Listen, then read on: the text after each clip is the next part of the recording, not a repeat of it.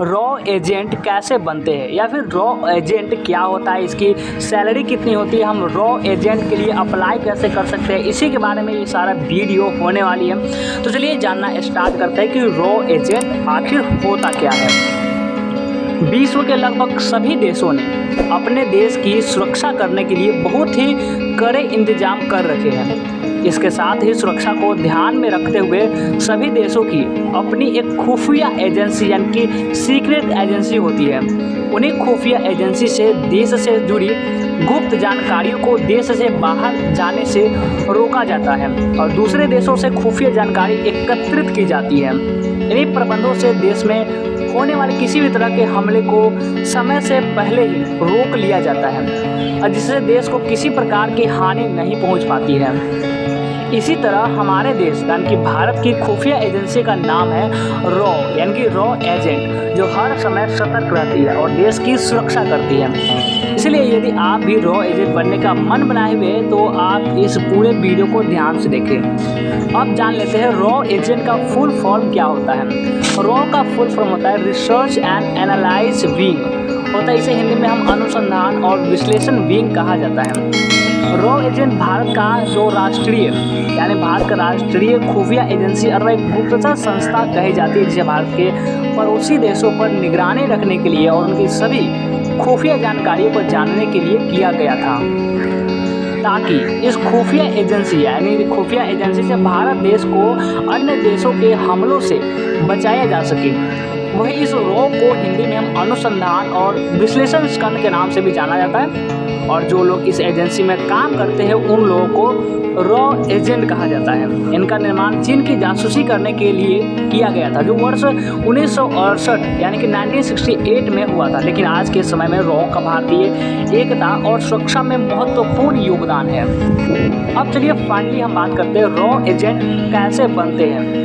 यदि आपको भारतीय रॉ विभाग में शामिल होना है तो आप सबसे पहले रक्षा क्षेत्र या भारतीय सिविल सेवा विभाग में शामिल हो जाइए, क्योंकि इसमें शामिल होने के लिए कोई डायरेक्ट भर्ती परीक्षा नहीं कराई जाती है। इसलिए इन विभागों में आयोजित की परीक्षाओं में सफल होने के बाद आपको एक इंटरव्यू देना रहता है। इसके बाद जब आप इंटरव्यू में सफलता हासिल कर लेंगे तो बाद में आपको रॉ विभाग में शामिल कर लिया जाएगा।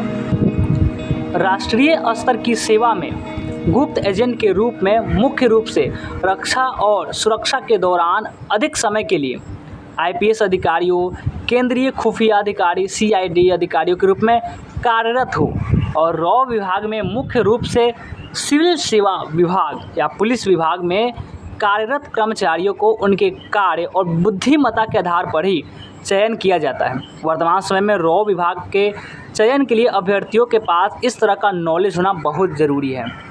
अब जानते हैं विशेष शिक्षा या स्किल क्या क्या होनी चाहिए। तो सबसे पहले कंप्यूटर हैकिंग, दूसरा विशेष कार्य कौशल, तीसरा इंटरनेट में गति और चौथा निपुणता होनी चाहिए।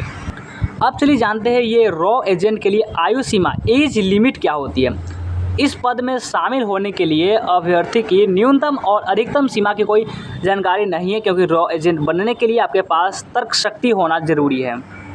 अब चलिए हम बात करते हैं शैक्षणिक योग्यता के बारे में, यानी रॉ एजेंट के लिए एजुकेशनल क्वालिफिकेशन के बारे में। इसमें भाग लेने वाले अभ्यर्थी किसी भी मान्यता प्राप्त विश्वविद्यालय से स्नातक या फिर स्नातकोत्तर डिग्री प्राप्त कर चुका होगा। अगर हम रॉ एजेंट बनने के लिए वैवाहिक स्थिति की बात करें तो आवेदक को अविवाहित होना अनिवार्य है। और अगर हम सैलरी की बात करें तो इसमें कोई अस्थायी सैलरी नहीं होती। इसमें आपको महीने में से लाख रुपए तक का वेतन में से दिया जाता है।